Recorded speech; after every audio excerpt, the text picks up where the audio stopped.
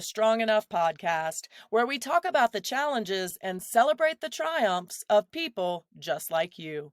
I'm your host, Claudia. Today's guest is going to talk about how a divorce led her to re examine herself. It brought her to a point of becoming an author and a divorce attorney with a heart. Please help me in welcoming Sonia Frontera. Sonia, thank you so much for joining me here today. And I know this is the beginning of the podcast, but we have already been giggling for a couple minutes. So thank you so much for that. I would love it if you would tell the audience a little bit about yourself. Sure. And thanks for having me, Claudia. And thanks for the warm intro. So I am an attorney by trade. I'm a Jersey girl. Let me start with that. I'm a Jersey girl and I'm an attorney by trade. I've been practicing law for 26 years. And now I'm pivoting more towards what I love to do, which is inspiring and empowering people. And I'm just transitioning more into writing as well as getting ready for when COVID is over, start giving seminars and workshops live, which is what I really enjoy. I will enjoy that as well. It does seem like we are stepping our way slowly to that point. So, since you mentioned COVID, let's start with that because I know one of the things that you know a lot about and talk a lot about is how COVID has affected relationships. So, will you talk a little bit about that? Yes, and the lawyers are claiming that it's making them rich. What can I say? And ever since the lockdowns, the news cycles were going crazy about people divorcing because of COVID, and I think a lot of people freaked out unnecessarily because of it. But definitely, COVID has created some challenges for couples, just being together, having more togetherness than we're used to. And it has become very hard for some people to navigate, and it takes a lot of compromise, but I don't think we were ready to deal with it. So there are reports of divorce going up because of the pandemic, but I think some other couples are doing well. One thing is very disconcerting about COVID is that it has increased the incidence of domestic violence. And the lockdown is really a ripe ground. It's the petri dish for abuse. I completely agree with you. And I'm so glad that you brought that up because that was going to be my follow up question or talking point with you. Because I actually used to work at a domestic violence nonprofit. And that was one of the things that we saw was that safer at home wasn't really safer for everybody. So, what would you say to the people who are still trying to navigate through that unsafe environment? Get help as soon as you can. Even though the pandemic has affected a lot of things, the domestic violence organizations are still in operation. I know the local ones that I'm familiar with in my area, they were sending women to hotels because the shelters were closed, and the hotlines were available. In fact, I volunteer and they sent me away because they had enough people. So there is help out there. It's free, it's confidential, and take advantage of it. I love that you pointed out free and confidential. And I know in Colorado, I'm not sure if this is United States wide, but we have a new law here that employers have to give time off for certain domestic abuse situations, such as going to court or speaking to a therapist or things like that. Do you know if you guys have that there, or are we just doing something right here in Colorado? Let me start by saying bravo. Yes, I don't think we do, but I think it should be a matter of corporate responsibility. People should not be mandated. And I know that domestic violence is very disruptive to working environments, and corporations will be smart to take the initiative to make these things work out and it's typically women more often than men. They lose a lot of time because of injuries, perhaps, and because of court dates. So it makes sense to support people who are going through these situations before having to be mandated by the legislature. Absolutely. I think everything works a little better when we can do it on our own or take on that responsibility before being forced to do it, generally speaking. So you are a divorce attorney, but you call yourself a divorce lawyer with a heart. So tell me what got you into this field? Well, actually, it was just happenstance. It's how adversity just runs the course of your life. I have to say, I went to law school while I was in my abusive marriage. I got married when I was 24 years old, found out within 24 hours that I had married an abusive, psychologically abusive man. I wasn't like bouncing off the walls, but it was an abusive situation. And when I got out of law school, I went to law school because I felt my life was at a dead end, which was the best thing that I have done for myself. And when I got out of school, right up months after I divorced, I started working in family court. And it was like the most toxic thing. I just went through, just my divorce in March. And then come September, I was going through everybody else's divorces in court. And it was such a toxic thing. I said, never again. I don't want to deal with this.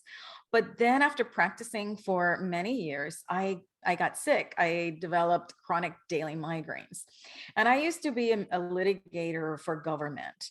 And you just can't operate like that. I was disabled for a full year. I was out of work and I had to do something because it was just not viable to practice the way I used to. So I decided to end my career in government. And a friend who was a collaborative divorce said, you should be doing collaborative divorce, which is a different kind of divorce. It's more amicable, it's gentler, and it's out of court. And I had never heard of it, but it sounded like a good opportunity for me. And I have pursued it. And I think it's a great move. And it's something that more people should be looking into because it's a great alternative to litigation. I have never heard of it before either, but just by the name, it sounds way more peaceful because my dad was an attorney. He's retired now. But divorce was one of the things that he steered clear of because, the common, it's not really a joke, but the common joke is like, everybody leaves a divorce unhappy and they hate their own attorney, the other attorney, their ex-spouse. Everybody hates everybody at the end of it. So tell me about what you do that makes that different and better. Well, I think it makes a big difference when your attorney understands what you're going through. And let me start by saying a lot of attorneys are happily married people. They have no idea what you're going through. They think you're nuts. Many attorneys think their clients are nuts. And they don't have that insight into what their clients are going through, the pain, the uncertainty, and they don't have that empathy necessarily. I think attorneys who have been divorced themselves can be better equipped and kinder and gentler and make the process a lot easier for the clients. And I think that's what sets me apart. I'm a very empathic person and I know what people are going through. Does that make it more difficult for you being an empath? Do you take on sometimes that pain or that uncertainty that your clients are going through? It's really hard to divorce yourself, no pun intended, from that. But I think that when you demonstrate to your client that you are empowering them, that you're supporting them, that you're on their side, you're not there just to make money, and they feel more secure. So I think that brings them to a different place, and that's what I really like to do. Bring people to a place of hope where they realize that, this is a very difficult and painful stage of my life, but we'll get through this. And then you can start over with a clean slate and life will be different. And I think that makes a huge difference. And you personally have done just that as well, because I know that you left the abusive marriage and you have now been happily married for, I believe, 14 years or more than that. It is now 15. Congratulations. Thank you. Tell me a little bit about how it was for you personally to trust again and to get back into the dating and relationship world. It's funny because I had no desire to date when I got out of my marriage because it was such an oppressive marriage, and I had someone on my ass all the time, right? You walk through that door after going to work all day, go to school all night, and you just don't know what he's going to come up with. And I just had no desire for any of that. I just wanted to be me. And it's just the theme of my life. I am here to be me. And here I am living with someone who's trying to suppress me and prevent me from being myself and expressing. So I decided I'm going to enjoy myself, and I'm going to do all those things that I would have liked to do that I couldn't do while I was married. So I was in no rush. I got to a point where, after 4 years, I thought, nah, maybe it's time. And well, I put myself out there. I met a couple of morons, but you know, I didn't do that much dating. I found my husband. I realized this was a good one. I was not looking to get married. I wasn't looking for a boyfriend. I was looking more for a companion to go travel with. And I just happened to land myself a good one this time, and I wasn't going to let him go. Good for you. I was able to do the same thing, luckily, and we have hit 16 years. So we're right Congrats. there together. Awesome. I know, right? And I went through a similar struggle as you.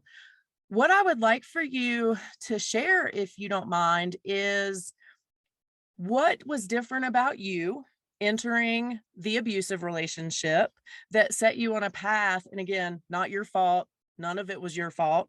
But what do you think was different about you then and then in your new relationship that you found that amazing person that deserved you?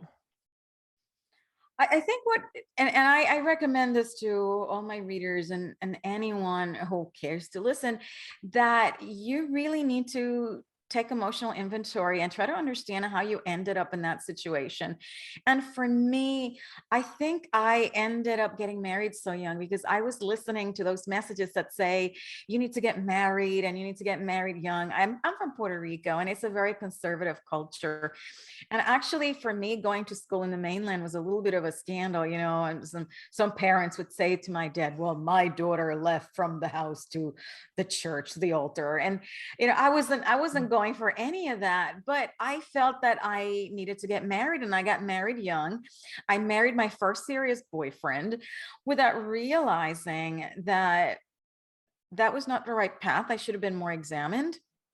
And when I went through that process of being comfortable being on my own and enjoying my own company and finding pleasure in doing those things that made me happy without any guilt, then I realized that I can recouple with someone in a healthier way, as opposed to on a need base or a lack mentality that I need to have a partner.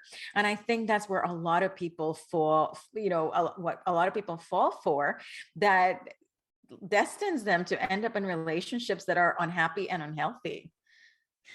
You left a lot there that I want to unpack. I'm going to try to remember it all. First, I want to start with you were from or are from a very conservative family. Did that have any difficulty for you in getting a divorce from your first husband? Totally. And it actually led to what I have recently learned is called spiritual abuse. And people ask me, well, didn't you know that he was abusive? How long were you dating this person? And I dated for 3 years. We had a wonderful relationship. And within 24 hours of the wedding, boom, I'm here with this person who is abusive and insulting and demeaning. And that is one thing that abusers do. They realize when they think they get you, that's when they show you their true colors. And he knew that being Catholic, having had a church wedding, I couldn't divorce. And that's one thing I struggled with because I am deeply religious. I went to Catholic school. I didn't want to burn in hell. And I didn't want to be shunned from my community of faith. So it was really, really difficult. And he made it even more difficult by, just underscoring that I could not divorce because I am Catholic.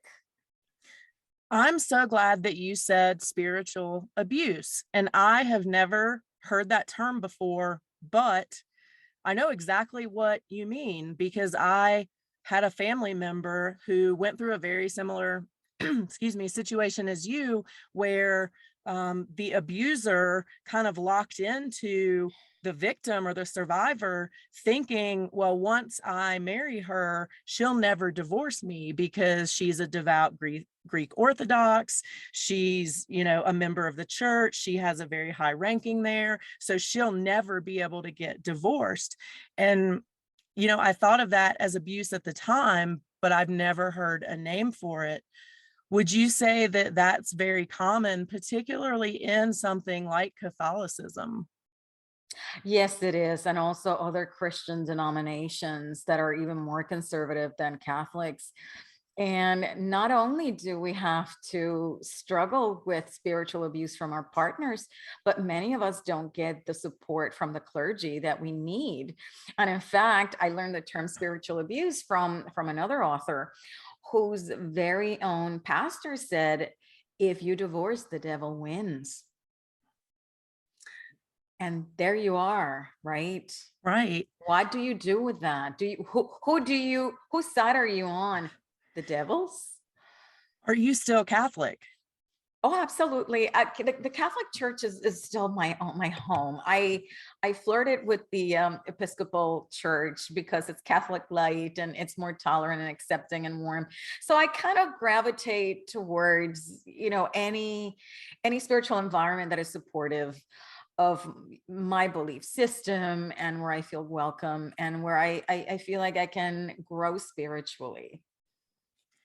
So another point that you mentioned was the people who, and I don't want to say women, but often it is women. So I'll just say women.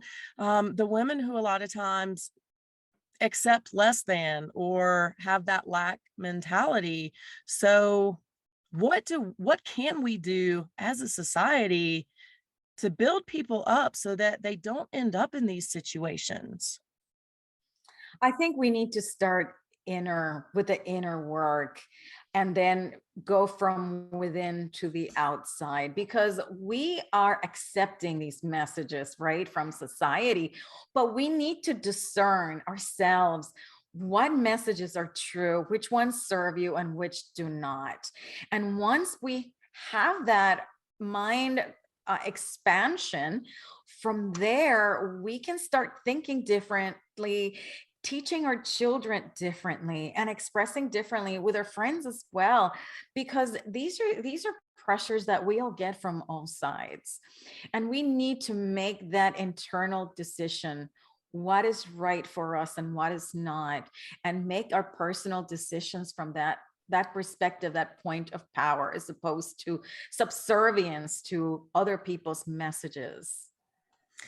I think codependence is often another issue that victims or survivors deal with.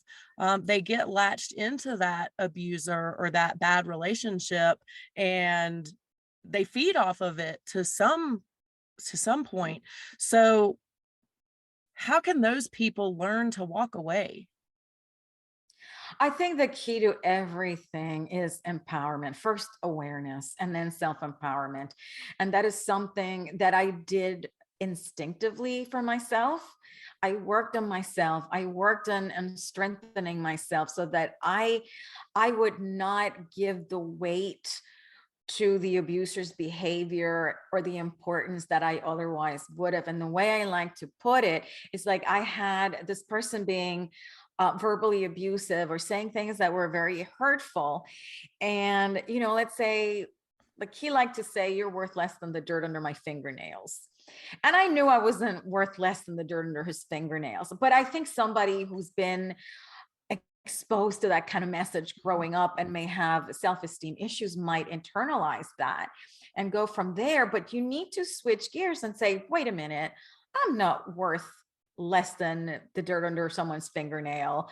I'm a worthy human being, and I choose to not give importance to that. It's like if a little 3-year-old tells you you're stupid, what are you going to do? Laugh it off. You're going to laugh it off. So you need to bring yourself to that point where you can just let it slide and strengthen yourself until you have the strength to get out. Because very often, and the statistics show that in abusive relationships, it can take a survivor up to 7 attempts to get out before they finally leave. So you need to strengthen yourself to increase the odds that you're going to be able to get out and not return to your abuser, and make it a final step. And I have some people where I'm counting as they get closer to 7. I know it's an average, Mm. but you're so right. And it can be very frustrating as a family member or a supporter of somebody who does go back. Do you have any advice to those people? Yes, and in fact, I just recently published a booklet, a very quick read on that. It's called "Stop the Hurt: The Truth About Domestic Violence Everyone Needs to Know," and I have a special section for people who suspect or know that someone they love is in an abusive relationship, and we just want to get them out, right? Most people, and they come most likely from a good place, trying to be helpful, but in fact, they're making things worse. When you suspect someone is being hurt, you need to approach things delicately and let them know that you're here to listen, not to give opinions, not to tell them what to do, because you're depriving that person of the autonomy, just like the abuser is. And you need to listen with compassion, say you will be there for whatever you need, and give them the tools they need. First of all, let them know you're there, because very often these people don't think they have an exit strategy. That's what happened to me. I had no place to go, and the Mhm. abusers know it. To the degree that someone in an abusive relationship knows that someone has their back, that they're going to be there for them, that right there is a big part of the equation. They're going to feel instantly stronger, because they know that they're not alone in this. And it's something where we have to check ourselves because we want to project our own wishes and desires on those individuals. And, we just know they'd be better if they could get out. And even if that's true, they have to be ready and it has to be on their timetable. Yes, it has to be on their terms. Absolutely. Well, you talked about writing there and you talked about it earlier. I want to talk about some of your books because not only are you a divorce lawyer, but you help people figure out if divorce is even the right thing. So, will you talk a little bit about the book that we were discussing before we started? I'm going to let you say the title so I can just grin while you say it. Talk a little bit about your inspiration to write that book. Right. My first book is entitled "Solve the Divorce Dilemma: Do You Keep Your Husband or Do You Post Him on Craigslist?" And I wrote this book for women who were struggling with a divorce decision, because it was the hardest thing for me. I knew this marriage wasn't right, but because of a number of different reasons, like a lack of exit strategy and support, and no place to go, it was, and religion, of course, it was very hard for me to make and carry out that decision. So, because that was the hardest aspect of the divorce for me, I really wanted to help people so they didn't have to go through what I went through. And I wanted to be a writer since I was in high school. And I just kind of turned away from my dream. And I finally did so after I was able to work for myself in flexible hours, and I had more control over my time and schedule. And I really thought this was an excellent opportunity to share my experience, personal and professional, so that I can guide people along the process so that they can make the decision that's right for them, because you have the answers to every query you have in life. And you need to learn how to find the answers and extract them from within, and go through that journey of personal transformation, so that you can go from this difficult experience to make the decision that's right for you and start all over with a clean slate. So, we don't want to give away all of the book because we want people to go to Amazon or other places and buy it. But what would you say is going to be one of the top tips for somebody who isn't sure what to do, but they're ready to reach for that book? I think the most important thing you need to do is realize that you are in a situation that you're not comfortable with, but that you have the tools to turn things around. And by turning things around, it could be either in or out of the relationship. And you need to do the homework. It is all personal work, right? It's not something that the attorney does not divorce you, right? It's not the attorney. It's something that you do. It's internal. And I like to guide people through that process so they can, first of all, decide, first of all, understand how they ended up in this marriage. What were the patterns, the thought and behavior patterns that led you there? Develop that awareness and use it to also understand what keeps you there, what you are bringing into this relationship that might be contributing to the strife, and see if you can work things out with your partner. And if you can, give it a shot. I think, to avoid divorce regret, because statistics show that between 32 and 50% of people who file for divorce end up regretting you. Make sure you don't take this decision lightly. Don't do this in haste or under the influence of anger or negative emotions. And if you're not in an abusive situation, that is, because of course, if you are going through abuse, and that's something that I cover in all my books, is find out if you are, and if you think you're in an abusive relationship, get help. And if not, try to work things out. And if you are convinced after giving it your best and exploring whether your partner is fit to make things work, because if that's not the case, there's really no point in knocking yourself out, then end your marriage amicably, so that you can start all over again. Both of you would benefit by ending a relationship that is making you unhappy and bitter.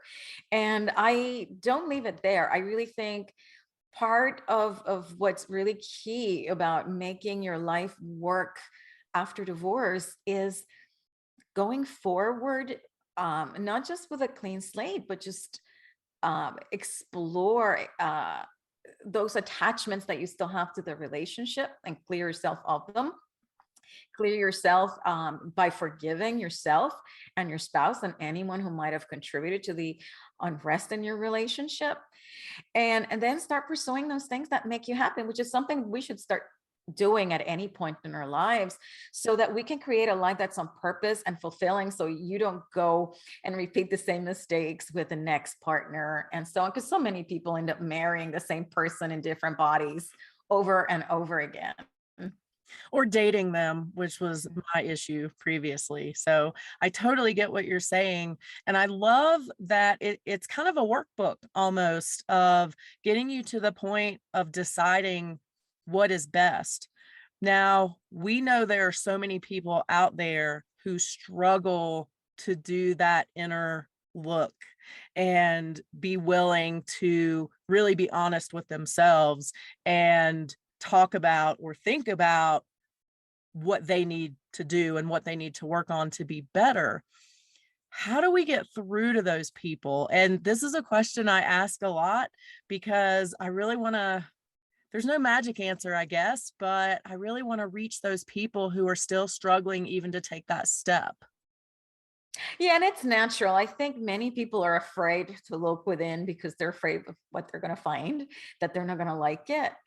And you need to practice self-compassion. You're doing this for yourself. You're not doing it for your partner. You don't do it for anyone else. And you owe it to yourself because you deserve to be happy. And this is such a key step to be happy. The Greeks said, a life, Socrates, I believe, a life, an unexamined life is not worth living.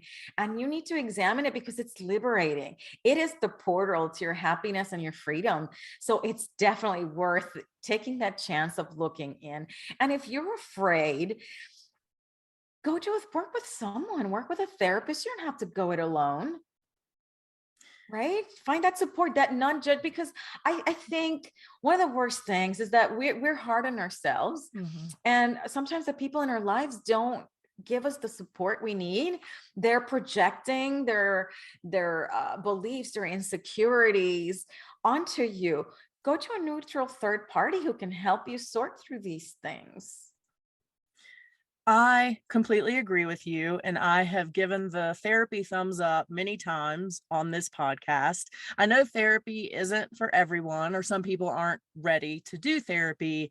So go see a coach, go see, any, as you said, neutral third party. So we have our options in this book of we can either keep him or sell him on Craigslist. There's probably a pretty big market on Craigslist. If we decide to keep him, where do we go? Does the book lead us through some steps that we can take for ourselves and for the relationship?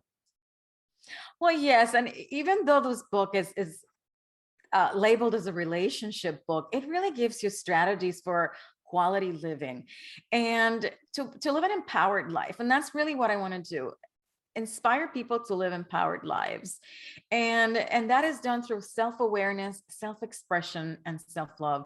And in the book, I encourage all the readers, whether they leave or they stay, to take care of themselves. First of all, do the inner work, right? The awareness part of it, and do the journaling, and do those things that bring you in touch with those thought and behavior patterns that might have led you to unhappy situations now and in the future. Because if you don't come to terms with what you do to yourself, what your social beliefs, your internal limiting beliefs are doing to you, if you don't come to terms with that, you'll never live a happy and fulfilling life.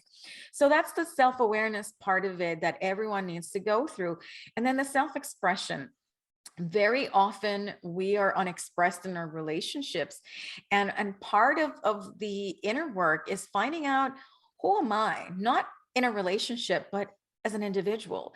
And once you discover who you are and you want to nurture yourself, even if you're in a relationship, I strongly believe that we are in a relationship, in a marriage, to bring out the best in one another and to make the couple greater than the sum of the parts.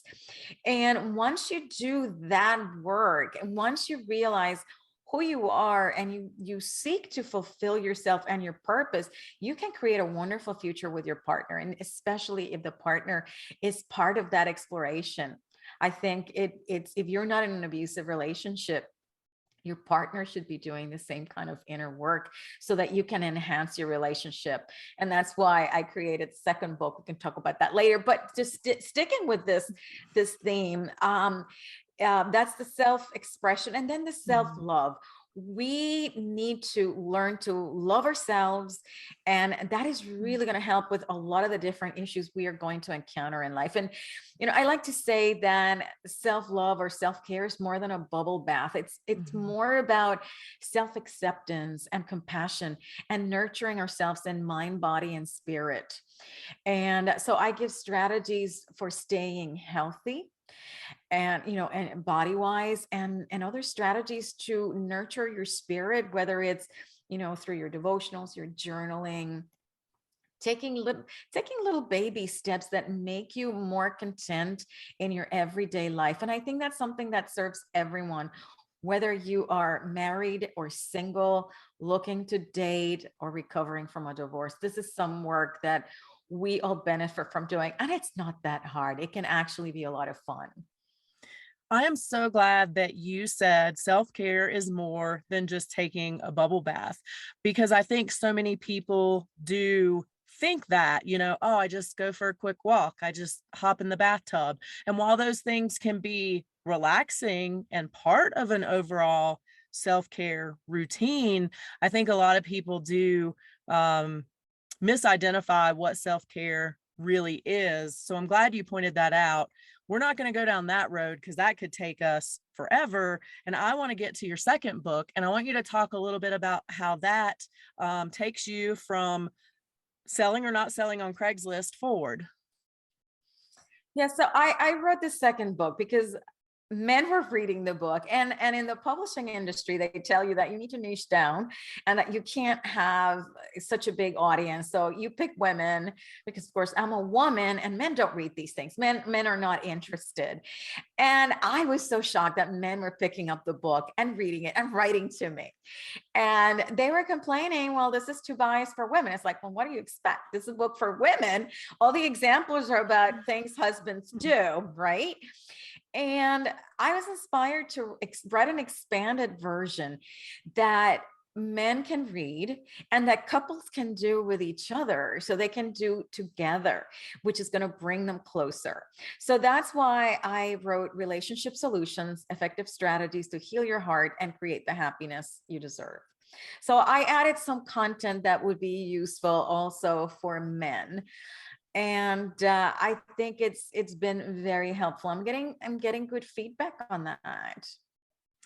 Now, this might be a crazy question, but have you had couples who read the book together and decide to amicably divorce because that's what they have determined is the best thing together by reading the book? No one has said that. No, I can say that I had a woman tell me she was afraid to read the first book because she was afraid it would make her leave her husband, but that it actually helped her, and they're together. So they did not divorce. So you don't need to be afraid of the possibility of divorce. You just need to look at it and explore it with an open mind. But I do hear from people that that the book, Relationship Solutions, make them appreciate their partners more. So that would be the one you would recommend for couples trying to strengthen or reignite their relationship. Yes, because it's something that it's not for one sex, it's for both. And I think the questions in the reflections included in the book are useful, and it'd be really interesting to just sit together and say, hey, what is it that made you get married? What were those things? And then that can be a conversation starter, and helps you gain more insights as to the mindset of your partner. I think that's very useful because very often we're making assumptions about our partners that may or may not be true. I completely agree with you. What would you say to, we'll just say a woman who wants to save her relationship and it's not an abusive relationship, but she's having trouble getting her husband to engage and participate in the strengthening? Is that something that can be saved in your opinion, or maybe not? I think it takes two to tango. A relationship is a party of two. And you can't save a marriage when the other party doesn't give it the importance that it deserves. And if your partner is unwilling or unable, because some people just don't have it in them, or in like a case like an abusive person like my ex-husband who thinks he's raped and you're wrong, you need to come to terms at some point to what is the truth in your case, and accept it, because just you're not doing yourselves any favor by staying in a relationship that is past its expiration date. And that is a hard truth we may need to accept, but in the end it might be liberating and lead you to taking a step that is going to make your life better, and possibly your spouse, because if your spouse doesn't care about the relationship, there's no point in staying in it. So if we decide, not we, but the reader decides to take the path of, you know what, this isn't right, it's time to move on, without giving legal advice, because I know you don't want to throw that out there, in general or in mass, but what steps would you encourage that somebody take if that is the path that they are choosing? I think it's a good idea to have a conversation with an attorney, have a consultation so you can understand the process and what's involved. And you can start preparing for it because there's some steps you need to take to make the process smoother. And I think that is a good step to take in the beginning. And I think the other step is empowering yourself. Just start taking those steps that you would like to take as a single person, and start heading in that direction, because it is empowering, it is liberating, and I think it makes the process a lot smoother.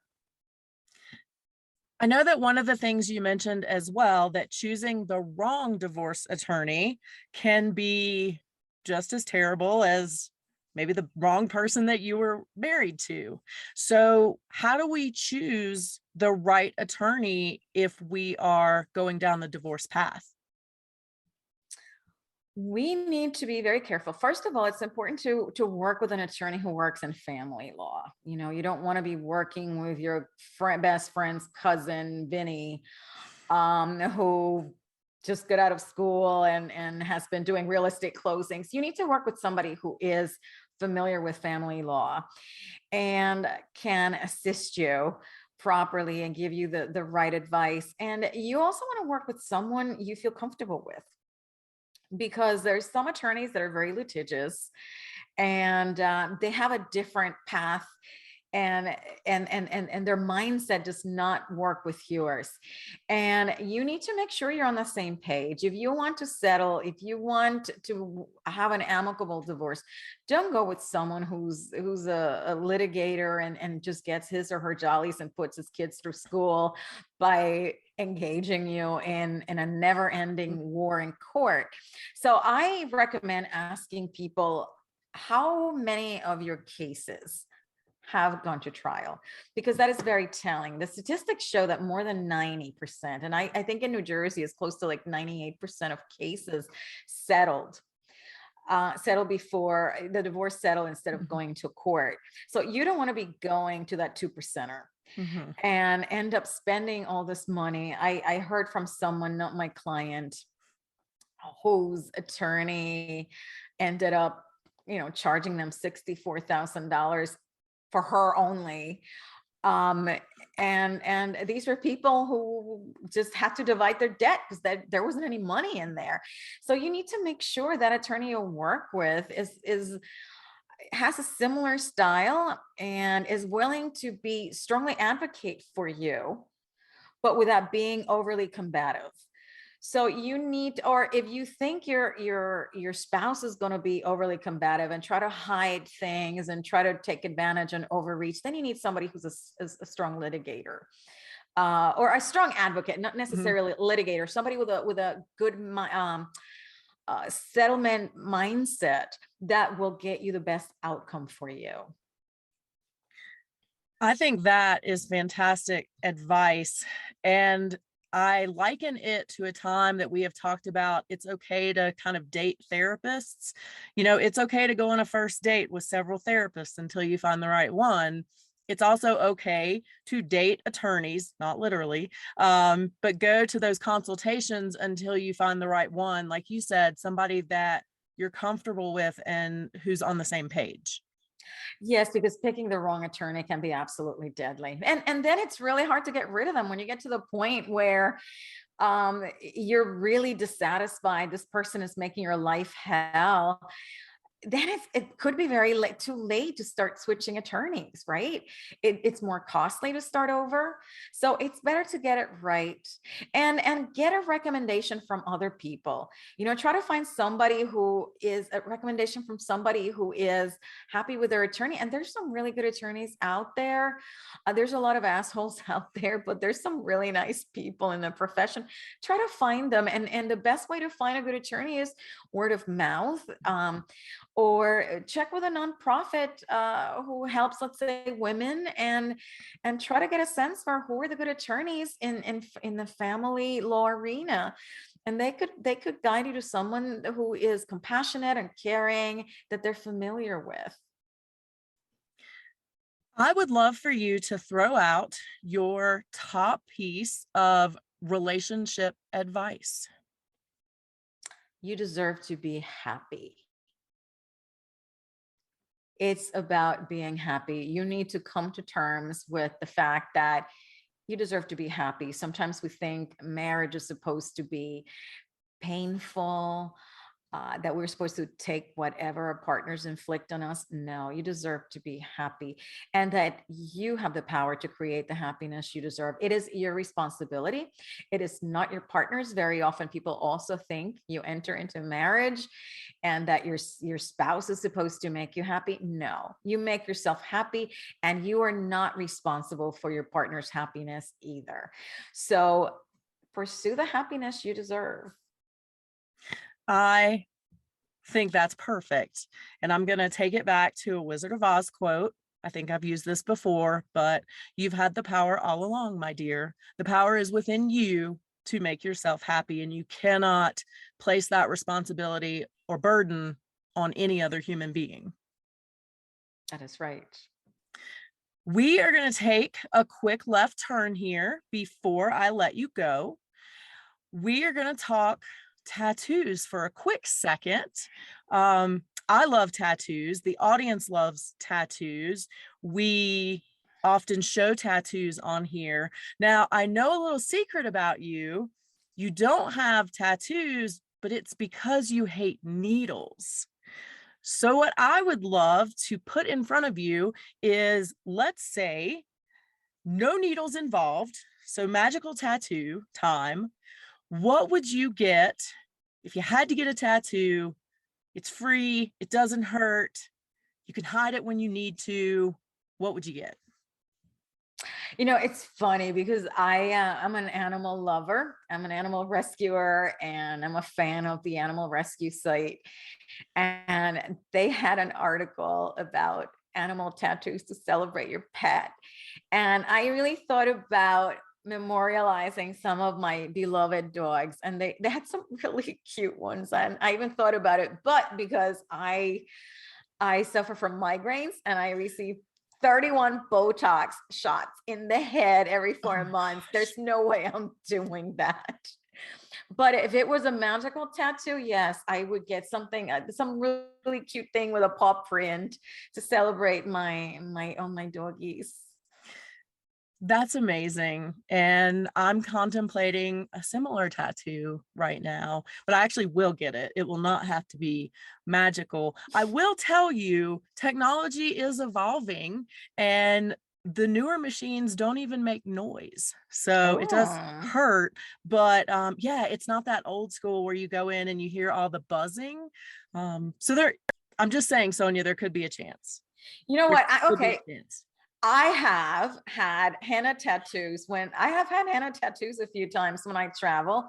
When I went to Turkey, I got this absolutely gorgeous abstract pattern. It was beautiful. I had it on my back, and then I went for a massage, and the oil transferred it to the chair at the spa. So there went your beautiful henna. I just had a friend tell me she just went to Thailand and she got an old school tattoo where they actually use the sharpened bamboo. Oh my And God. yeah, I mean, that's pretty badass, I have to say. She's a little firecracker. So she said it was actually less painful in a way. It was like kind of more overall, like long pain, but not the sharp pain. So I don't Whatever that know. means. What does that even Yeah, it mean? all hurts, right? It all Yeah. hurts. Except for the henna. That No, that should doesn't not hurt. should not Doesn't hurt. even smell. The only thing is just black. You know, you don't have a choice of colors. It'll be coming one day. I'm sure you'll have henna colors. There are also I think it's called momentary ink, where you can actually design your own tattoo, and it's like a 3-week press on tattoo. So you could test out your paw print that way. Okay. Yeah. You know what? And I have done it when, going on vacation. See, I'm gonna get you there. I'm gonna get Okay. you baby steps, baby steps, Baby steps. baby steps. Sonia, tell people where they can find you, where they can find your book. If they're in New Jersey and need a divorce, where they can look you up. Where can they find Sonia? The best way to connect with me is by going to my website, www.soniafrontera.com. And there you will find links to all my social media and my Amazon page. You can see my books. and you get to see some of the podcasts I have appeared on. And most importantly, I have a surprise for your listeners. I would like to offer 5 lucky listeners a copy of the ebook of their choice. So you That's can go on my amazing. Amazon page, pick your book, and I don't know if you want them to contact you, or they can contact me at Sonia@soniafrontera.com and claim your ebook. Let's have them contact you right out. They'll probably contact me as well. So it can be a double contact. And let's Thank ask you. them to tell us what is their takeaway. Love Let's it. make them work for it. What is your takeaway from this episode? Yes. We want to know that you watched the whole thing or listened to the whole thing. What did you get from it? You're going to email us. We're going to post those email addresses and we're going to hear. And then 5 lucky viewers/listeners are going to get an ebook of their choice. That's amazing. Thank you. My pleasure. Sonia, you truly have been amazing. I really appreciate your time today. I love you, your energy, your spirit, and all the information and advice you gave out. So thank you so much for being with us today. Thank you so much for having me, Claudia. It's been a joy and a lot of fun. I really hope you guys enjoyed my conversation with Sonia as much as I did. I truly appreciate her stressing the point of it being our own responsibility to make ourselves happy. And how cool is it that she is offering 5 free ebooks to you guys? So get those emails in.